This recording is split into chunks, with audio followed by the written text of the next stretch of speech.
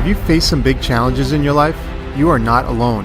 Being inspired by others who have faced similar challenges is what helps shine light on your path. And here are those stories. Hi, I'm Greg Crawford, and welcome to the Challenge to Triumph Show. Hey everyone, welcome back to another episode of the Challenge to Triumph Show. And today I am here with a guest that is a motivational speaker. He loves getting people motivated, getting them pumped up, getting to the core of what motivates them. He is also a New Jersey guy. So I've lived in New Jersey for a while and owned my fitness business in New Jersey. So actually, I think he's from the same town as my wife, Bergen County. So my next guest, Brett Eaton. He's also a certified trainer. He's a speaker. And again, he loves to motivate. Brett, welcome to the show, buddy. Thanks, Greg. I'm happy to be here, buddy. So Brett, let's start off by telling the audience, give us one book and one person that had a major impact on where you are today. Oh, that's great. I love that question. The impact, I would probably say I've had some great mentors in my life that I'm very lucky. But I went to a conference a couple years back, and the conference was the Summit of Greatness. And for anybody who listens to podcasts, the podcast is The School of Greatness, and the host is Lewis Howes. Yeah. I would say that podcast has had a significant impact on not only my last couple of years, but just my entire shift in what I want to do, what was really fulfilling me, what was my inspiration every day. And it's really kind of led me to where I am today. The book, I would probably say, I really do like the book Simon Sinek's Start With Why. Yep. I think that's so important for, good. You read it yourself. Yeah. I think it's such an important, not just if it's coming to business, but, I use this all the time with clients. It's just why, people will tell me their goals. And before I say, okay, great, awesome goal, I'll say, well, why is that your goal? And if you can't come up with a really strong reason why you want to do something, the chances of actually achieving it are pretty low. You're not going to be able to fight through the adversity. You're not going to be able to fight through the hurdles that come with wanting to reach that goal, whether it's relationship, fitness, business, anything like that. But you have to have a strong enough why. And I love that book. I always go back to it anytime I'm making a big decision or, rerouting my business. I always say, okay, well, what's my why behind this? And if it's strong enough, let's go ahead and do it. Yeah, it's definitely a lot of people, if you're building a business too, a lot of people want to know the story behind the business. So it's not just what you're selling, it's why you're selling it. 100%. They'll buy the why, right? Yeah, exactly. Actually, he came out with a new book. The second version of that is Finding Your Why. I don't know if you're Finding Your Why. Okay, I have not read that one yet. Oh yeah. I'll put that on my short list. I like that. There you go. So Brett, take us back a little bit to a time where, give me one moment in your life where maybe you were going through one of your toughest struggles or challenges. I had one really big one. Actually, two that kind of coincided together. But I was growing up. I came from a great family, really supportive parents. I had a sister. We were very middle class, but to the point where I always felt like we had everything. Never felt like we were struggling too much. But we certainly weren't crazy wealthy. But the hardest thing, I was a 3-sport athlete. So I always kind of associated myself and connected with sports. I played football, basketball, and baseball all the way up through high school. But right around my it was actually my sophomore year, I was 16 years old. And for some reason I started getting this back pain, and it was really low in my lower back. And it got to the point where I was struggling to get through a baseball game. By the time the last inning came around, I was basically walking off the field. I couldn't barely swing. I just looked uncomfortable and stiff. And so finally we went to the doctor, and they couldn't really figure out what it was. It wasn't one significant injury. It wasn't one thing that they said, oh, that's what's causing it. They were a little confused, to be honest. They said, okay, it's not really a fully slipped disc, but it's could be a stress fracture. They even threw around the word spondylolisthesis, which at the time was kind of a narrowing of the spine. Yeah. By the way, I had the same issue when I was younger too. Really? But mine happened when I was in the in grammar school, like I think around like seventh or eighth grade. Really? And I went to see a doctor, a spinal doctor, chiropractor, the whole bit. And they took X-rays and did the whole thing. And I remember the doctor telling my parents, because I like it got to the point where I was playing basketball Yeah. and I couldn't run down the court, Yeah. and there was no explanation for it too. And the doctor told my parents he should probably, because they were like, he's very active. He plays a lot of sports. He actually had the, what, to tell my parents maybe he should stop playing sports. Yes. And I Yes. remember just looking at them and them looking at me, and they were like, okay, let's get out of here. Yeah.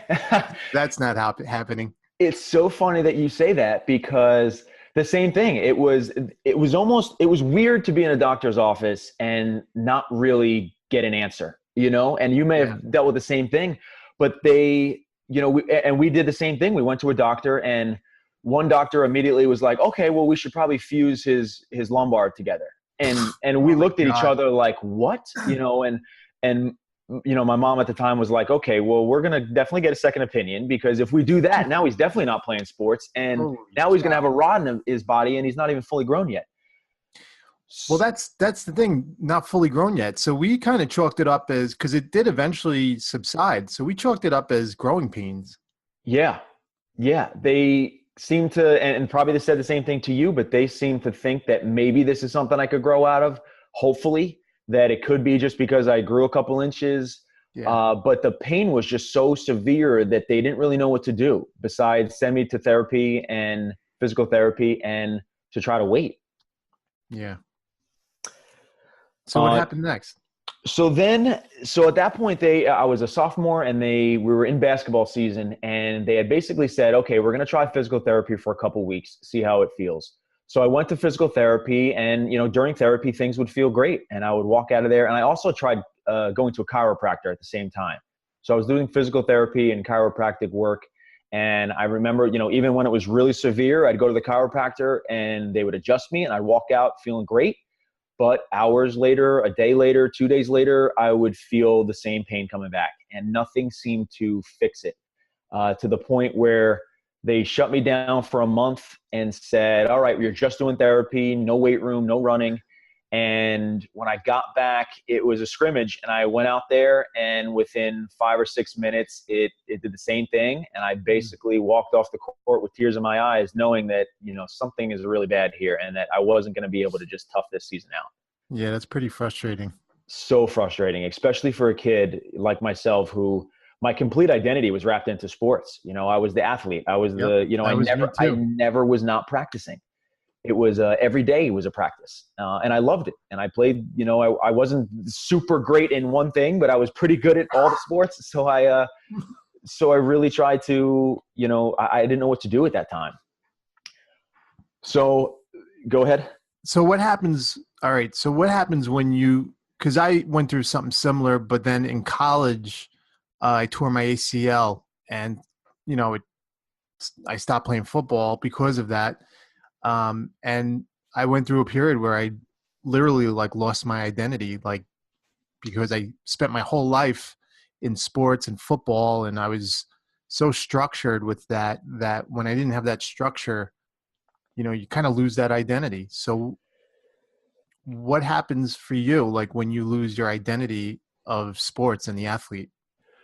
So that was definitely the hardest time of my life, because once they shut me down for a month, I tried to go back and played, and same thing came back. So then we went to a couple other doctors, and it got to the point where they didn't know what was going on. So they said, okay, you're going to have to take a year off. We're going to go 12 months and shut you down. You're going to do physical therapy, but you're not going to be able to practice. We're not going to do any weight room. And that was hard enough. That was really difficult for me to take, because that was all I identified with. But the hardest part of my life happened. I thought that was the worst thing that could possibly happen to me. But a month later, my dad passed away.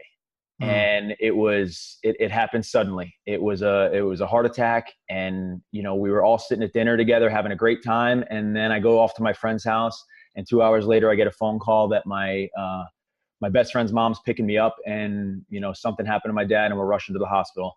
And Who makes that phone call to you? so I believe my mom had called my best friends, because we didn't have cell phones back then. So Right. my mom called my best friend's mom, and she called the lady's house that we were, called the lady of the moms whose house we were at, and she said she was on the way. She was picking me up, and we were going to meet him at the hospital. And Did you have any idea like how serious it was at that point? I didn't, but I could tell when I got in the car. I could tell when I got in the car that this wasn't and I knew that it was something to do with, he had passed out. He had done, I knew it was serious. I didn't know how serious, but by the time we got to the hospital, I walked in, and in the hallway, my mom was on the phone crying. My sister was sitting on the floor, and I just knew, Yeah. it was and it crushed me. It crushed me because he was not only my best friend, he was my coach, he was my hero, he was he was the best dad. He was just everything. He was supportive. He pushed me hard. He, didn't let me slack off. It was, we had such a good relationship, and I knew that, I didn't realize at the time how much it would change, but I knew that everything in my life would be different. And the How hard old were you at this point? I was 16 years old. Man, that's so young to lose your dad like that. It was tough. It was very difficult. Yeah, I lost my dad at like, I think I was 32 when I lost my dad, and that was young for me, I felt. Yeah. So I can imagine at 16 what that's, I can't imagine actually. It was tough, and anybody who's lost a parent at any age knows that no matter how prepared you are for it or not prepared, that it's a blow that you'd never expect. And you don't want to, you can't prepare for something like that, because as a teenager, not only did my whole life change, but now I had to become the man of the house, and I had to be there for my mom, and I had to be there for my sister.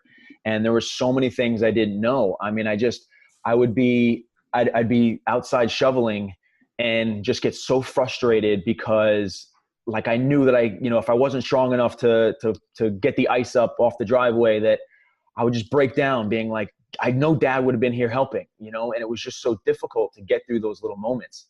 Mm-hmm. But at the same time, I had to grow up a little bit quicker because, my mom needed me to be strong. And if I was strong, choice, I didn't really have a choice. So, I look back on that moment now, and it was such a turning point in my life. And, I often say that things happen for a reason, but it's very difficult to say that when you're talking about the loss of a parent.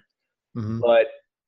But I would not be who I am today if I didn't have to go through that struggle, and if I didn't have to go through that hurt and pain, because I'm more empathetic now. I can relate a little bit differently. I've had the privilege of helping other people go through this struggle, friends who have lost a parent, and we may not even be that close, but they can ask me things and talk to me that they can't necessarily talk to their best friend because they've never been through it. Right. So it's given me, a little bit of gratitude and power to be able to go back and help some other people through a tough time. And that's kind of what this podcast is actually about. It's about listening to someone who's probably gone through a similar situation. I'm sure there's somebody that's going to be listening to this that lost a dad at a young age or a mother at a young age during a period of time where they didn't really have an identity anymore. Someone's going to connect with your story and possibly want to connect with you after the show. And that was the whole background of this. So go ahead. Yeah, so absolutely. And I'm so willing to, for a while, I didn't really want to talk about it, but you realize that there's power in your story, and everybody has a story. And once you realize what that is, there's a release. There's a relief of when you can talk about it and realize that there is somebody out there that you can help and somebody can relate. And being relatable to me is the most powerful thing that you can be. And I'll go back to when, the hardest, losing a parent was hard, but not having the one thing, which was sports, that I could release stress, and I could take my anger out, and I could, put all my energy into. And it was it was probably the lowest time in my life, because I was struggling between being strong for everybody and not wanting people to feel bad for me, so I could, still look tough and be strong for my mom and my sister. But at the same time, just felt so alone. So alone, the fact that I didn't have teammates around now because I wasn't playing sports, and I didn't have, my best friends, because they all were athletes. So after school, I had nothing to do. And, I wouldn't say I got into a ton of trouble, but I started to hang out with people that I probably shouldn't hang out with. Oh yeah, that could lead to a lot of trouble. Trust me, I know. It can. And started doing things that I shouldn't do, and, started, all kinds of things that putting my energy into the wrong places, let's just say. Yep. And luckily a few months in, when it got around to football season, the football coach at the time approached me with a couple of teammates and said, "Brett, we know you can't play, but you're still a vital part of this team, and we need you to be a leader for the team." And this was going into my junior year. So I'm a junior at this point.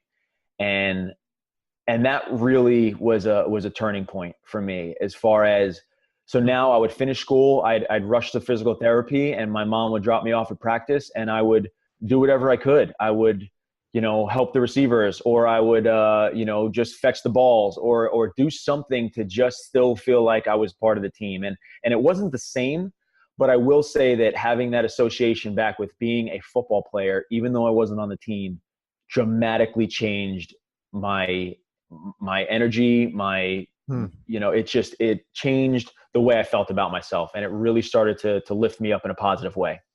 Yeah, that's awesome. Yeah. So I'm forever grateful to that coach and to those couple teammates who really made me feel like, I was needed again. So what happens now, like after high school, since you're obviously going to go on? Yeah. High school football's over. So how do you find like yourself, your new identity after high school? So it's funny, we have a lot more in common than I thought, because I actually tore my ACL my sophomore year of college, and Okay. I didn't play any sports freshman year. I went to James Madison University. I had a couple of like D3 scholarship offers, but I made the decision to go to James Madison. And that's really, quick little story on how I got there. But I was going to pick, my sister and I are 3 years apart. So we kind of overlap 1 year in high school and would have in college. Mm-hmm. But when I was leaving for college, my sister had come back, and she was living with her boyfriend at the time. So I realized that when I left the house, my mom, for the first time since my dad passed, was going to be alone, going to be completely alone. So I had started to pick schools that were an hour and a half away, 2 hours away. And I'm in New Jersey. So, we have a decent amount of schools, but nothing that I really love, to be honest. And I was going to end up picking a school that a couple of my friends were going to, that I was going to be able to play basketball at. And we had went to visit James Madison University, which is here in Virginia, which is where I live now. Okay. And I remember that I only applied there because my cousin had went there, and I got accepted, and I only went to visit it because he was there. And I was basically just making him feel happy, but it was about 5.5, 6 hours away from where I lived. And it was really not even on my radar. But when we went to visit it, I fell in love with it. I just fell in love with it. It was a place I was like, this is where I feel like I belong. But I couldn't let my mom know that, because I didn't want her to think that I really wanted to go here that bad. And I remember when I got accepted, and I actually went to, I think it was like orientation or something, where we get in the car to drive back. And I think my sister's in the car too. But she says, "I can tell you really like it here." And I said, "It's okay, Mom. It's good, but it's not like, it's just as good or not, than the other school that was only about an hour or 2 hours away." And she said, and I'll never forget that, she said, "Well, I really hope you like it, because I already sent your freshman year tuition in." Wow. And I just like froze, and I was like, "What do you mean?" And I almost got mad. I was like, "What do you mean? Why'd you do that? What if I don't want to go?" And she's like, "Because I know your heart is here, but you wouldn't tell me."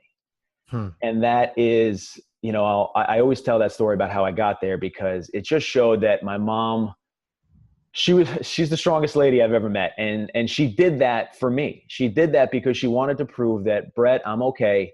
You have to go. You can't stay here forever. And I Yeah. will say that that's probably, one of the turning points in my life, as far as knowing that she was going to be okay and that I had to follow my heart. And I really tried to do that ever since. So that's how I got to JMU. But identifying with being an athlete and then not, when I got back after my injuries, even ACL too, the biggest thing for me was that when I would go to, when they finally cleared me and they said, Brett, okay, you can practice again, I was the most excited kid ever to practice.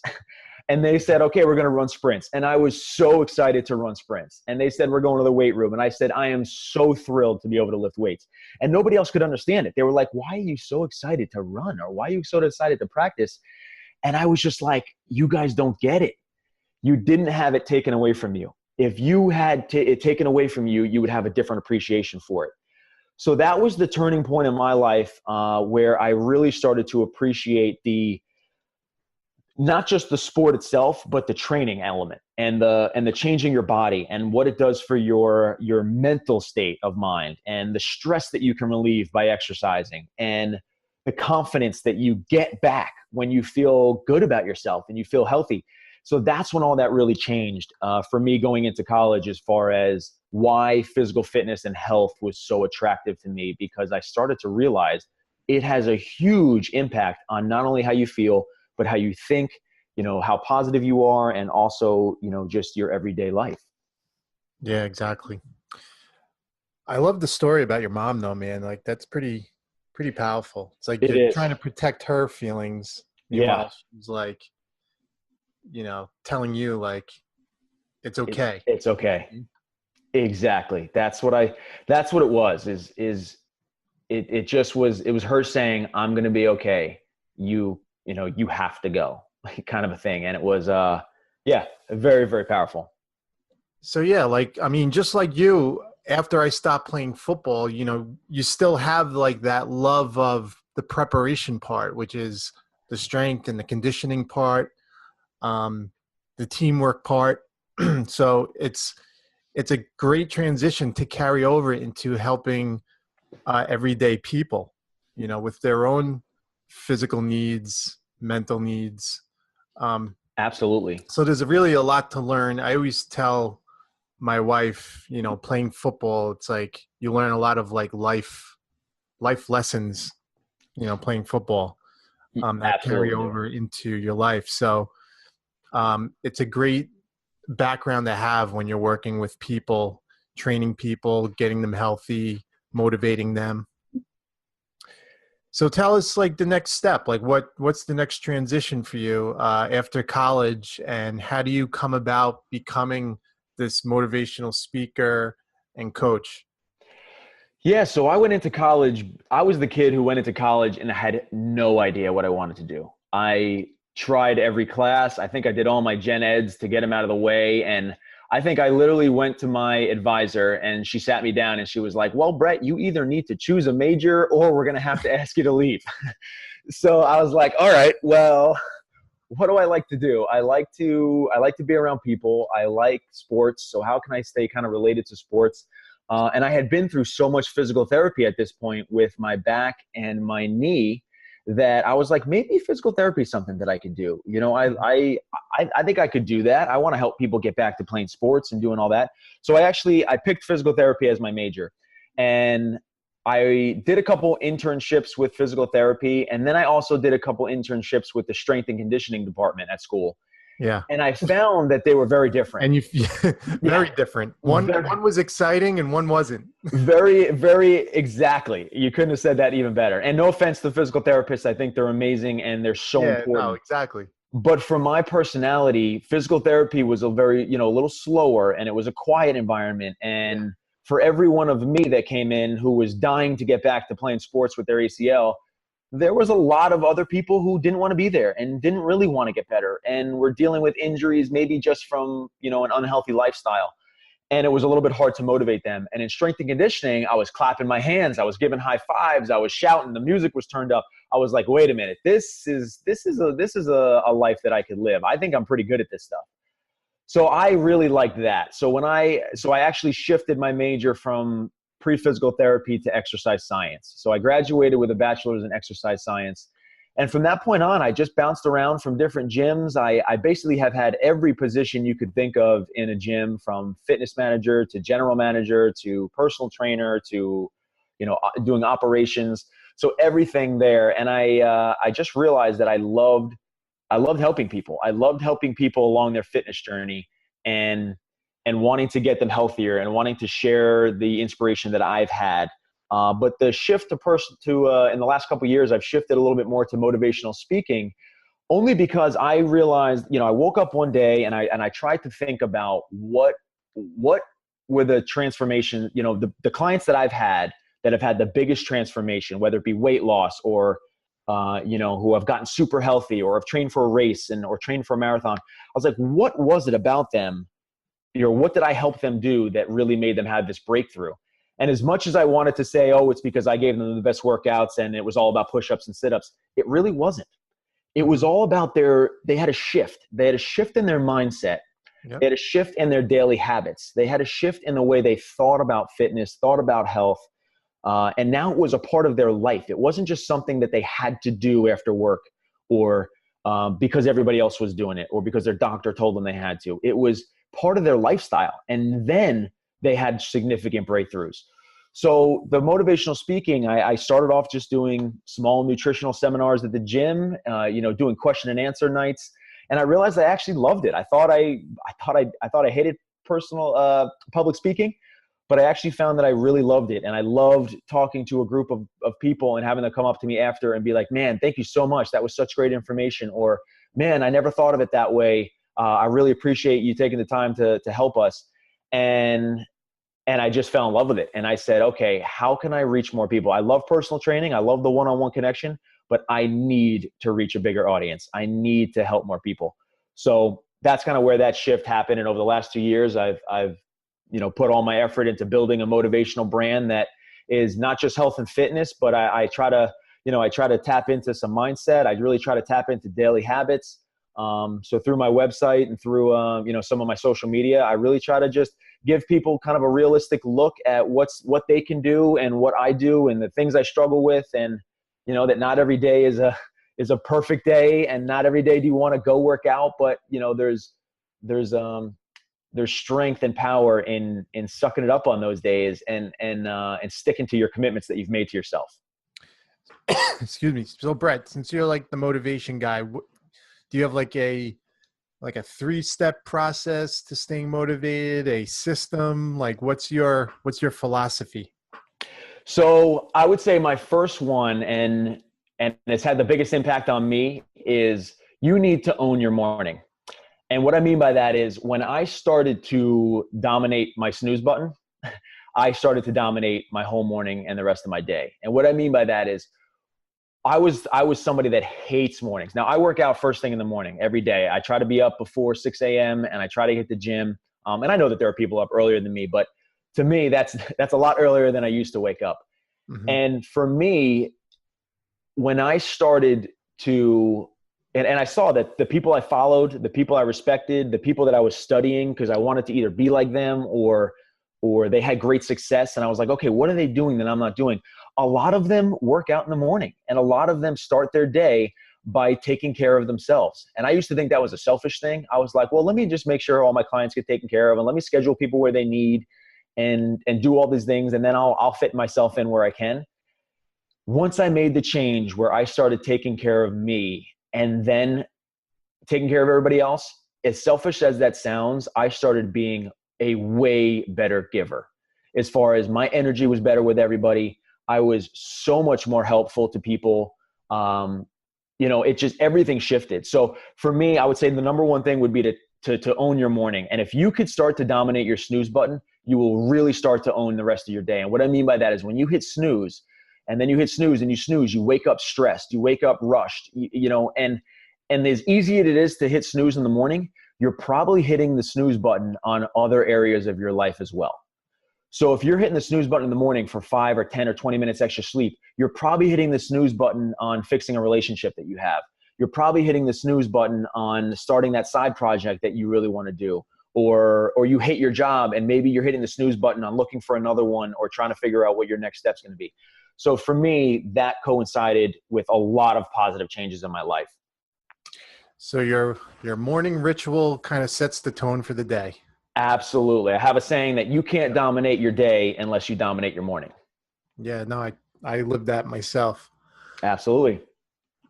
Well, Brett, it was great catching up with you today. Sounds like me and you have a lot in common. Yeah, absolutely, man. It's always good to talk to another New Jersey guy. Brett, where can people find you?